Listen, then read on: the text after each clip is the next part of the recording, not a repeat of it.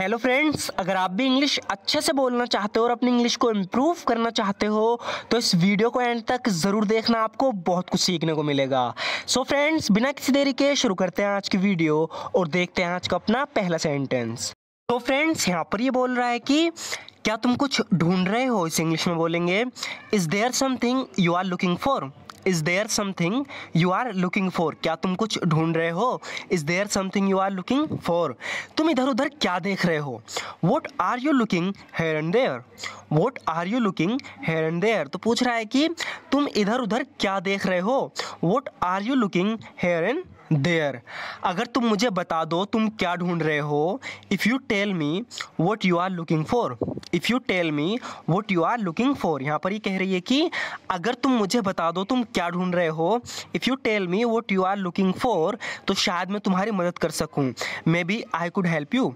May be I could help you, तो शायद मैं तुम्हारी मदद कर सकूँ। Maybe I could help you. लगता है मेरी घड़ी खो गई है, ये कह रहा है कि I seem to have lost my watch. I seem to have lost my watch, तो अब इनसे बता रहा है, कह रहा है कि लगता है मेरी घड़ी खो गई है। I seem to have lost my watch, वो यहीं थी मेरी डेस्क पर। It was right here on my desk. It was right here on my desk, कह रहा है कि वो यहीं थी मेरी डेस्क पर। It was right here on my desk. लगता है किसी ने मेरी घड़ी चुरा ली है, कह रहा है कि someone seems to have stolen my watch. Someone seems to have stolen my watch, कह रहा है कि लगता है किसी ने मेरी घड़ी चुरा ली है। Someone seems to have stolen my watch, यहाँ कोई ऐसा काम नहीं करेगा, ये कह रहा है कि no one here will do such thing. No one here will do such thing, तो यहाँ पर भी चोरी का इल्ज़ाम लगा रहा है, तो इसकी बात सुन के कह रहा है कि यहाँ कोई ऐसा काम नहीं करेगा।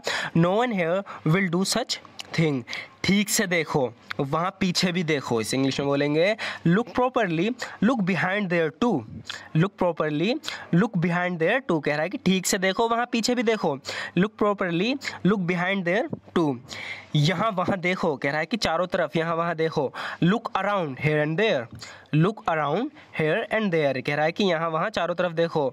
Look around here and there, मुझे यकीन है वो यहीं कहीं होगी। तो घड़ी के बारे में कह रहा है कि I am sure it must be here somewhere. I am sure it must be here somewhere, कह रहा है कि मुझे यकीन है वो यहीं कहीं होगी। I am sure it must be here somewhere. अभी तो सिर्फ 7:30 बजे हैं। सो फ्रेंड्स, यहाँ पर थोड़ी सी टाइपिंग मिस्टेक हो गई है, सभी नहीं है, ये अभी होगा। कह रही है कि अभी तो सिर्फ 7:30 बजे हैं, तो 7:30 बजे हैं, इसे कैसे बोलेंगे इंग्लिश में। इसे बोलेंगे 7:30, तो कह रही है कि इट इज़ जस्ट 7:30।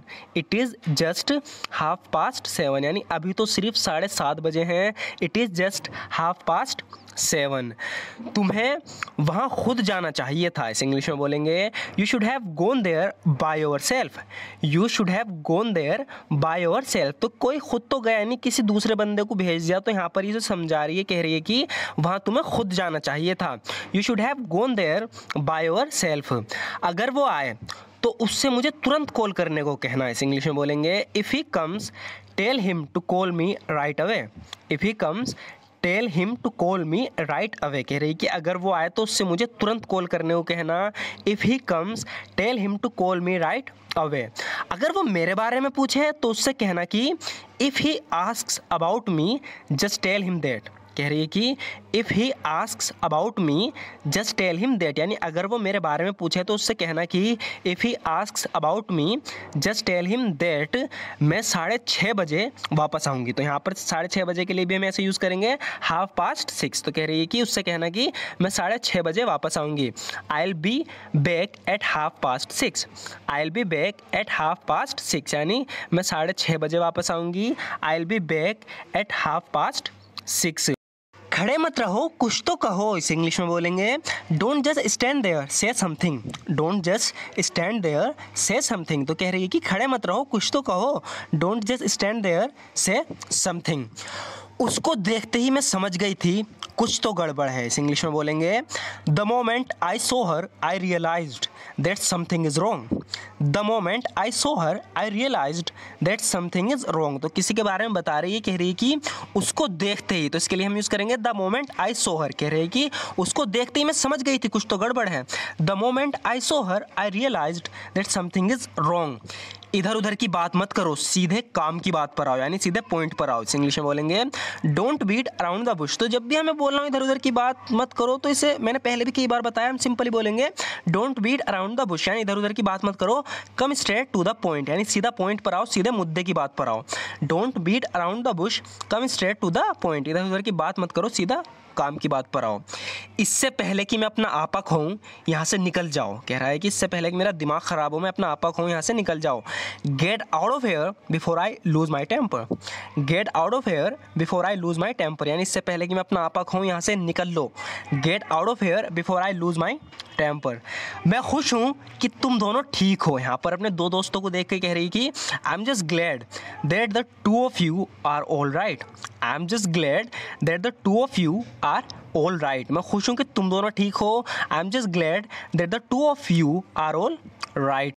अच्छा होगा अगर तुम दोनों इस स्थिति की गंभीरता को समझो। इस इंग्लिश में बोलेंगे it would be better if you to understood the seriousness of this situation. तो यहाँ पर सिचुएशन बहुत ज़्यादा ख़राब है, लेकिन सामने वाले दोनों बंदे हल्के में ले रहे हैं, मस्ती में है। तो कह रहा है कि अच्छा होगा अगर तुम दोनों इस स्थिति की गंभीरता को समझो।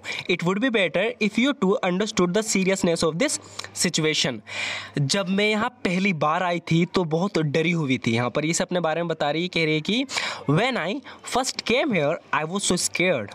When I first came here I was so scared, यानी जब मैं यहाँ पहली बार आई थी तो मैं बहुत डरी हुई थी। When I first came here I was so scared.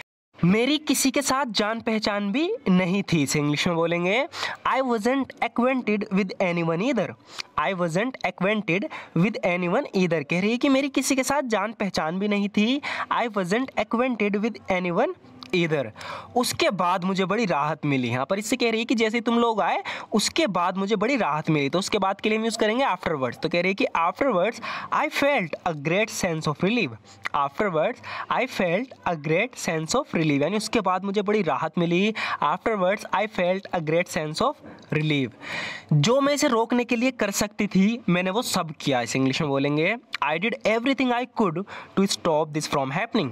I did everything I could to stop this from happening. कह रही है कि इसको होने के रोकने के लिए जो मैं कर सकती थी मैंने वो सब किया। I did everything I could to stop this from happening. वो उसे कहाँ ले गया? जो विलन है इस मूवी का वो लड़की को उठा के ले गया। तो उसे पूछ रहा है कि where has he taken her. Where has he taken her, यानी वो उसे कहाँ ले गया? Where has he taken her. अगर मुझे तुम पर भरोसा ना होता तो मैं तुम्हारी मदद नहीं करती। यहाँ पर ये लड़की इससे मदद कर रही है। ये कह रहा है कि तुम्हें मुझ पर भरोसा तो है, तो कह रही है कि अगर मुझे तुम पर भरोसा ना होता तो मैं तुम्हारी मदद नहीं करती। तो इसके लिए हम यूज़ करेंगे सेकंड कंडीशनल सेंटेंस का, if I didn't believe in you. अगर मुझे तुम पर भरोसा ना होता, if I didn't believe in you I wouldn't help you, मैं तुम्हारी मदद नहीं करती। If I didn't believe in you I wouldn't help you, अगर मुझे तुम पर भरोसा ना होता मैं तुम्हारी मदद नहीं करती। मैं इसके लिए हमेशा तुम्हारा एहसानमंद रहूँगा। लड़का बोल रहा है कि I will always be grateful to you for this.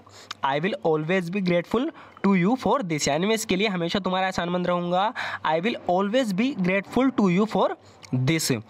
So friends, आज की वीडियो में बस इतना ही। ज़रूर बताना आपको ये वीडियो कैसी लगी। इसमें जो लास्ट के कुछ सेंटेंसेस थे वो हमने अपनी 1 साल पुरानी वीडियो से रिपीट किए हैं जो 1 साल पहले बनाई थी, ताकि उनकी प्रैक्टिस भी होती रहे। सो अगर आपको वीडियो अच्छी लगी, अगर आप इस तरह की और भी वीडियोज़ देखना चाहते हो तो हमारे चैनल को ज़रूर सब्सक्राइब कर लेना, क्योंकि इस चैनल पर इस तरह की वीडियो हम अपलोड करते रहते हैं।